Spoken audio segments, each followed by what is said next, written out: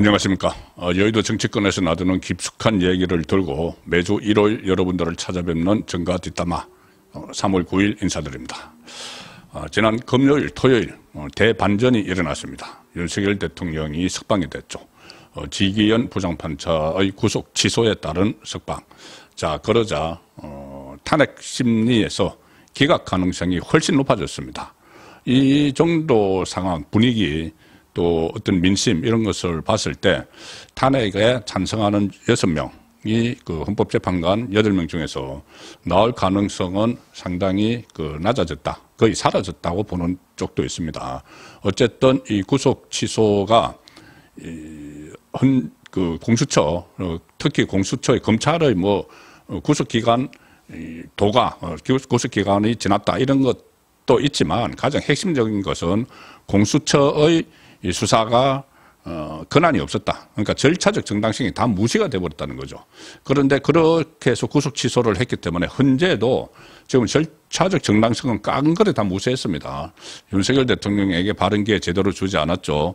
또 어떻게 뭔가에 쫓기듯이 계속 이것을 어떻게 하든 빨리 끝내기 위해서 조급한 그런 모습을 보였고, 정인 신청도 최소화했고, 받아들이는 것을 최소화했고, 여러 가지 하자가 있습니다. 그리고 곽종건, 그리고 홍장원, 이 두 사람의 진술이 또는 그 메모가 완전히 오염된 걸로 밝혀졌는데 이걸 제대로 파악을 할 생각도 하지 않고 서둘러 심리를 종결을 하려고 하죠.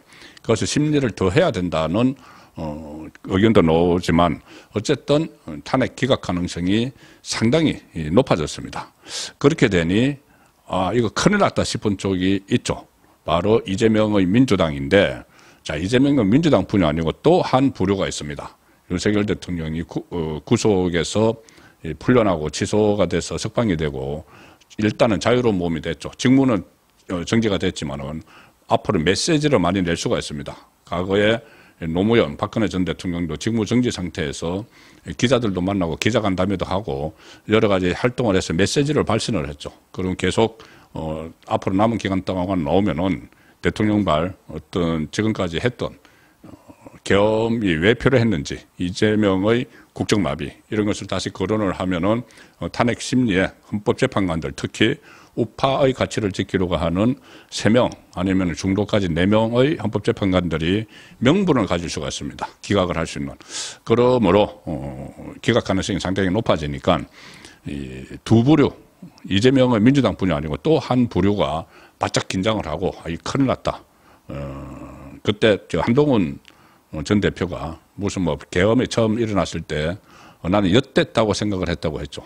많이 엿됐다고 생각하는 사람들이 보수 진영 안에 있습니다. 보수, 자칭 보수도 있지만은 보수 진영 안에도 있습니다. 그러니까 이재명의 민주당, 이재명과 민주당뿐이 아니고 특히 조기 대선을 염두에 두고 움직였던 여권 안의, 법여권 안의 이른바 잠룡들이 있죠. 잠룡인지 잡룡인지 그렇게 취급이 되는 그 사람들도 대통령 탄핵을 기정사실화하고 움직여 왔기 때문에 이 사람들도 지금은 이제 나락으로 떨어지는 정치적으로 그런 상황이 오고 있습니다. 자, 조기 대선이 열릴 가능성은 지금 점차 사라졌으면 이 사람들은 발붙일 곳이 없는 것이죠. 윤석열 대통령이 임기를 다 마쳐서 2027년 대선에 출마를, 대선이 치러지면은 그때는 지금 거론됐던 탄핵 정국에서 마치 조기 대통령 선거가 열릴 것처럼 막 책도 내고 활동을 하던 이 사람들은 앞으로 설 곳이 없어집니다. 그 대신 이번 탄핵 정국에서 상당히 진가를 발휘한 정치인들이 있죠. 지금 당장 구속 취소 과정에서 또 나중에 탄핵 심리가 기각되는 과정에서 어떤 공을 세운 인물들이 지금 떠오르고 있습니다. 그 사람들이 앞으로 그 여권의 새로운 중심축 역할을 하게 될 가능성이 높습니다.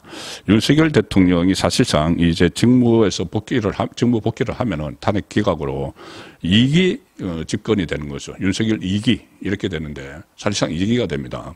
2기는 상당히 이 활동폭이 굉장히 넓어집니다. 이재명의 방탄 때문에 사실상 국정마비를 했고 2년 6개월 동안 이재명 때문에 제대로 국정 운영을 하지 못했는데 윤석열 대통령이 기각이 되고 직무에 복귀를 하고 이 재판은 이제 받겠지만은 뭐 그것과는 별개로 재판도 지금 공소취하될 가능성이 상당히 높습니다. 어제 서종의 법대로에서도 설명을 들었죠. 그 구속 취소문을 보면은 당장 그걸 읽을 수가 있습니다. 자, 그런 상태에서 이재명은 곧 형이 확정이 되죠. 지금 유죄받은 공직선거법 2심이 이번 달 26일 날 나오고, 그리고 이런 시일 내에 대법원 확정 판결 받으면은 이재명은 사라집니다. 정치권에서. 그 상황에서 이재명 없는 전국을 운영을 할 수 있는 것이죠. 2년 6개월 동안 국정 발목을 잡았던 이재명 없는.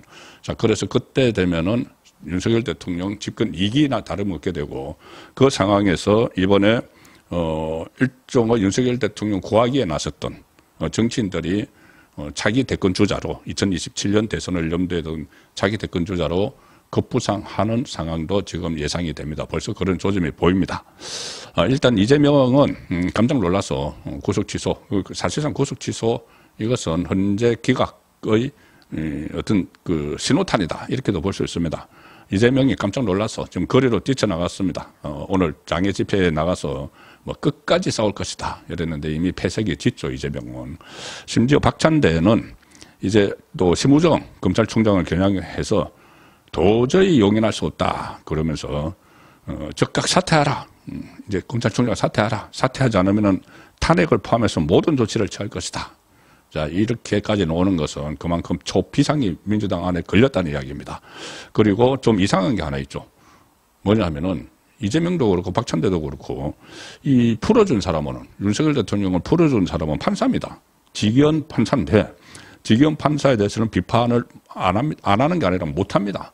그냥 검찰만 가지고 검찰 사실상 이 심우정 검찰총장은 그때 윤석열 대통령을 불구속 기소해야 된다는 검사장들의 의견이 많았지만은 구속 기소를 밀어붙인 사람이죠. 그래서 민주당에서 박수를 받았던 사람인데 지금은 심우정이 먼저 구속 취소한 게 아니고 법원에서 구속 취소를 했는데 그냥 심우정 가지고 왜 적시 항고를 안 했느냐고 하는 겁니다. 적시 항고하면 위헌이 되기 때문에 안 한 것인데 그 이유는 뭐냐? 법원의 심기를 건드리면 안 되기 때문이죠. 이재명이 법원 심기를 건드리면 판사들의 심기를 건드리면 이재명은 큰일 나는 겁니다. 당장 2심 선고, 선거법 2심 선고도 있죠. 그다음에 위정교사 2심 선고 있죠. 또 나머지 세계 재판 속속 진행되죠. 판사 심경을 건드리면 안 되니까 그냥 검찰총장만 가지고 막 비판을 하는 것이죠. 결정은 직위원 판사가 있는데. 그리고 그전에도 이재명의 재판을 앞두고 그때 뭐 법원의 심기를 건드리지 않기 위해서 오히려 수건 사업을 막 법으로 해서 풀어줬죠. 뭐 법관 임용 기준을 낮춰주는 그런 것도 법안을 통과를 시키고 검찰 예산은 다 깎고 법원 예산을 올리고 그 법원 눈치를 보느라고 이재명의 재판을 앞두고 지금 그 상황이 또 벌어지고 있습니다. 어쨌거나 이제 망연자실 구속 취소가 이제 탄핵 기각이나 각하로 가는 가능성을 확 높였고 3인이나 4인의 헌법재판관들이 이제 명분을 가지게 됐습니다. 탄핵을 기각할 수 있는.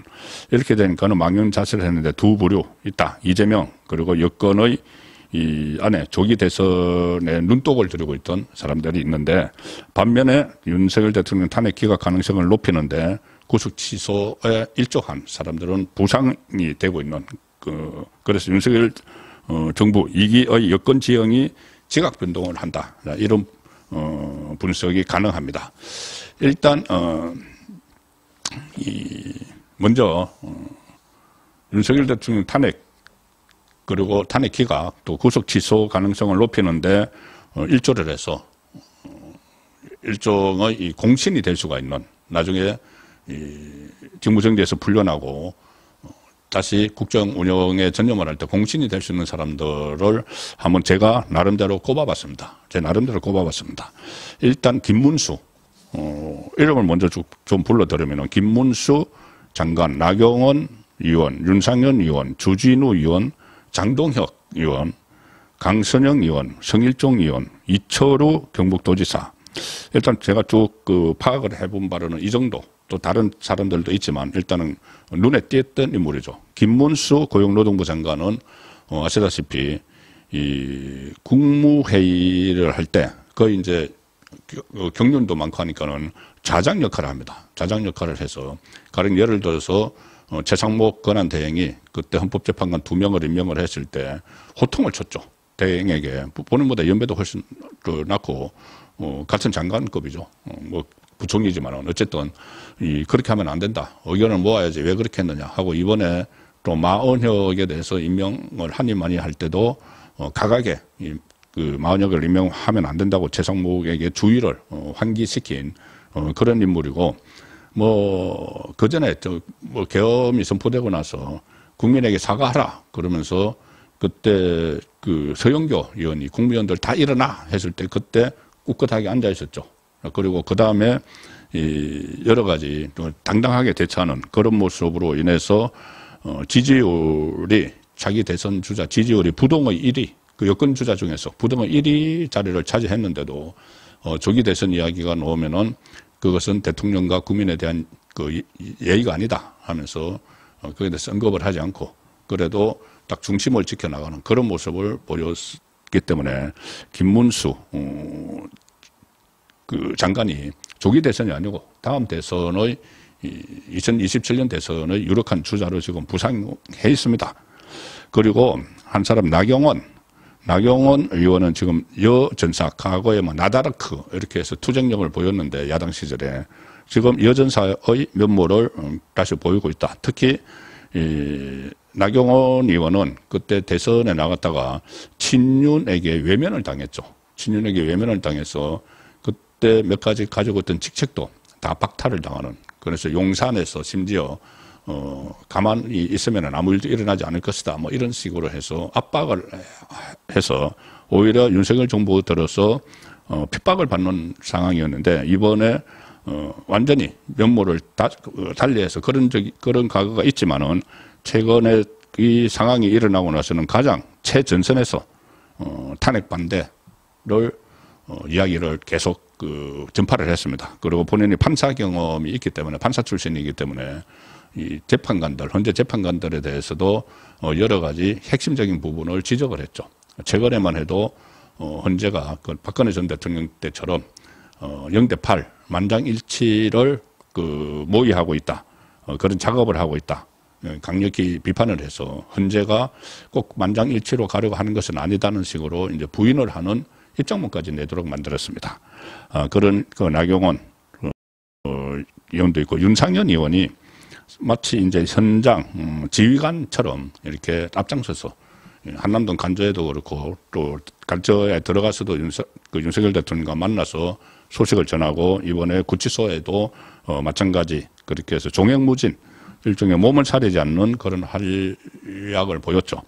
주진우 의원은 원래 뭐 친윤이었다가 친한 뭐 이렇게도 한때 분류가 됐지만은 이번에 확실하게 한동훈 쪽과는 관계를 끊고 어떤 법리적인 본인이 검사 출신이고 당의 법률 자문위원장이죠.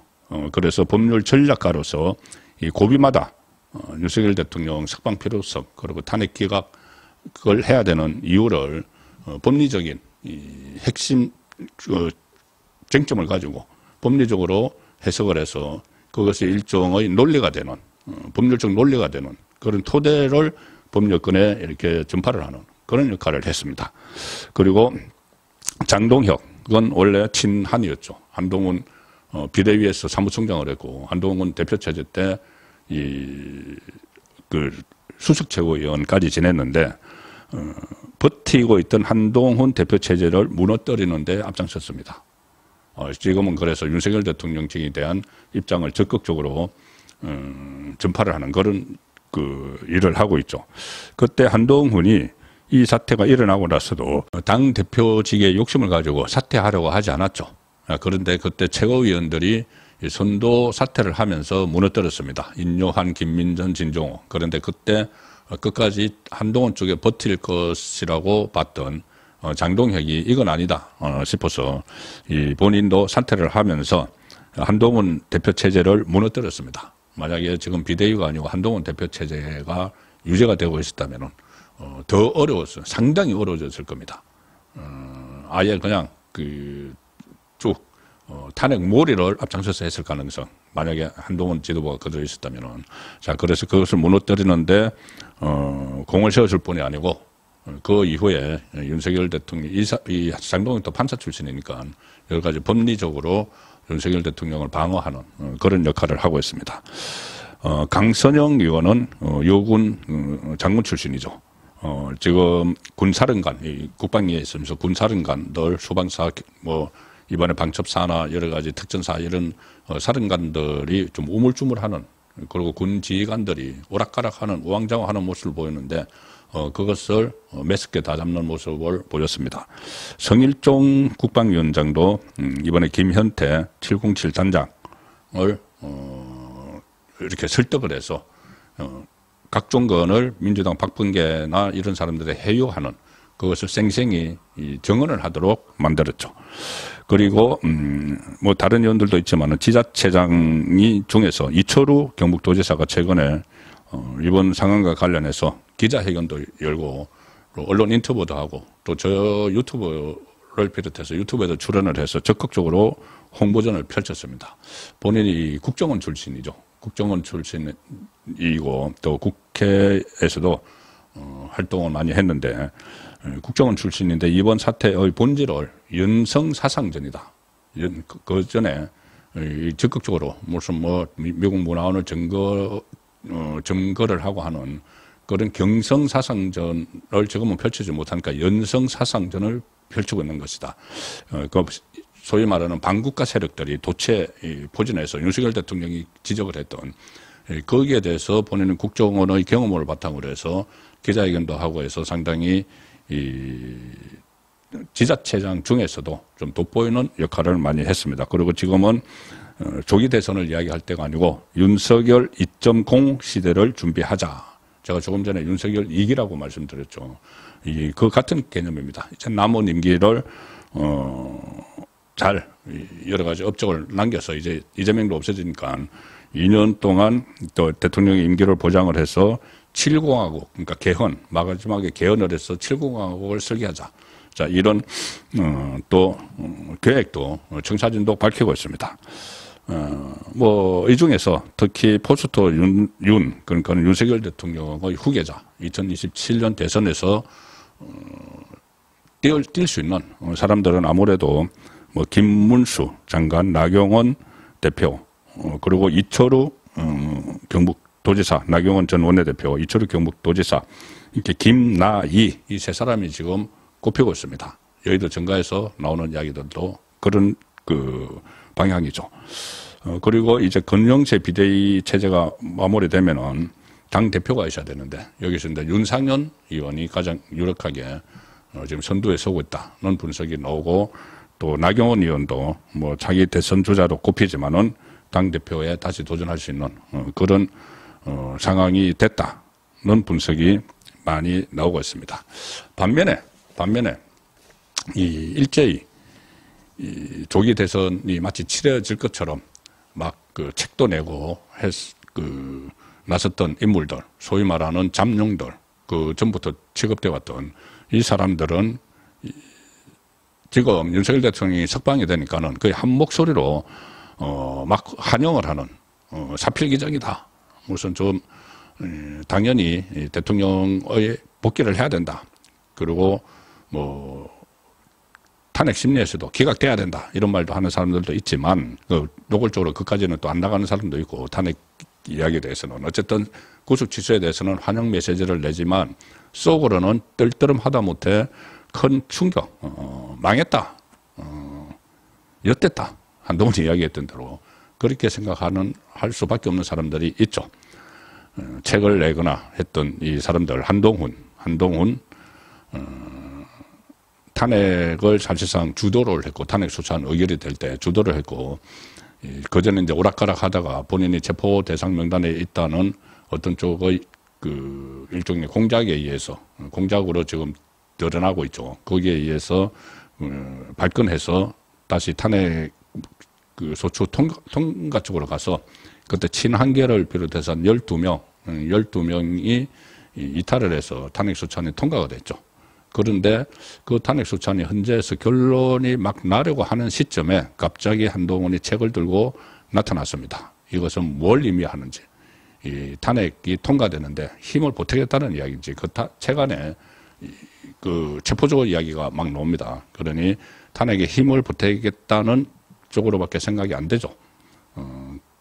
만약에 탄핵이 기각이 되면은 본인의 설당이 없어지니까 그렇게 서둘러서 탄핵 심리가 곧 나올 텐데, 선고가 곧 나올 텐데, 부랴부랴 책 들고 나온 것 아닌가, 그런 지적을 받습니다. 그런데 지금은 조기 대선 가능성이 확 낮아졌기 때문에 속으로 상당히 불안할 수밖에 없는 지경이 됐고, 그리고 또 그때 한동훈에게 배팅했던 사람들이 국회의원들도 있고 원외도 많이 있죠. 이 사람들도 지금 조기 대선만 오매복망 바랐을 텐데 망했다 싶을 겁니다.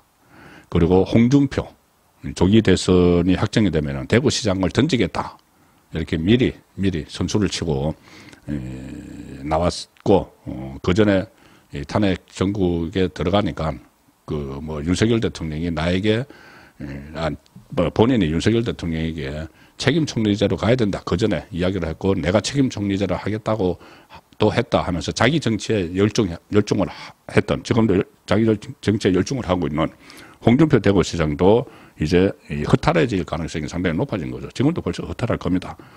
그 다음에 오세훈 서울시장도 지금 대선 행보를 사실상 했습니다. 조기 대선 책도 내고, 유승민, 안철수야 본래 그렇다고 하더라도 이 기존에 그러니까 한동훈이나 홍준표, 오세훈 이렇게 유력 주자로 꼽히던 사람들이 이제는 설당이 없어지는 그 가능성이 상당히 높아졌습니다. 그리고 또 하나 윤석열 정부 집권 2기라고 표현을 하면은 1기 때 제일 초기에 기세등등했던 사람들이 지금 다 나락으로 떨어지고 있습니다. 최근에 장제원 의원 좀 불미스러운 일로 성 문제로 지금 피소가 됐고, 친윤의 핵심이라고 했던 이철규 아들의 마약 사건으로 상당히 어려워졌죠. 그리고 권성동 핵심 세 사람인 장제원, 권성동, 이철규였는데 초기 친윤에서 권성동은 이번에 원내대표를 맡았지만은 어떤 적극성을 보이지 않았다, 이런 비판에 또 직면을 했습니다.